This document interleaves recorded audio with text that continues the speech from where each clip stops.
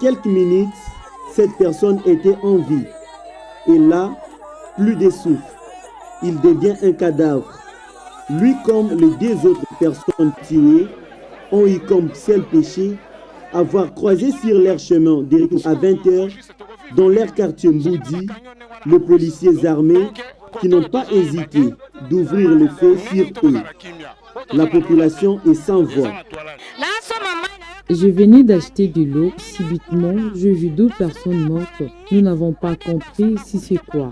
Parce qu'il n'y a pas eu bagarre entre les brigades sur l'avenue. Donc, s'il y a un problème, ils doivent savoir comment régler pour ne plus voir les enfants mourir comme ça. Ce sont des enfants de nos maisons. Visiblement, la population est dépaysée. Personne ne sait dire avec exactitude le vrai rôle de la police au regard de la réalité qui se présente.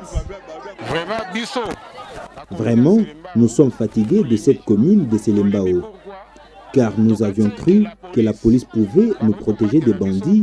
Or, c'est elle la plus pire. On n'a pas compris. Nous avions seulement vu les policiers arriver. Ils ont commencé à tirer à bout portant. Ils arrêtent n'importe comment. Ils arrêtent nos enfants car ils savent qu'à travers eux, nous allons donner de l'argent. Dans la foulée, le corps de victimes ont été conduits à la morgue de l'hôpital général de Makala, anciennement sanatorium. Mais seulement, la question de l'insécurité grandissante se pose de plus en plus à Selembao, comme illustre cette bavure. L'un de nos confrères de la BRTV a été victime d'une tracasserie alors qu'il revenait du service. J'ai rentré à 21h. Je les ai rencontrés. Ils se sont camouflés, puis ils ont envoyé leurs éclaireurs qui m'ont arrêté.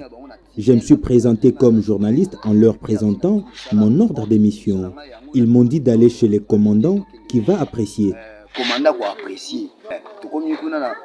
Une fois arrivé là-bas, ils m'ont demandé de passer la nuit là-bas, de peur que je sois menacé par les bandits. Arrivé le matin, ils me demandent l'amende de 100 000 francs.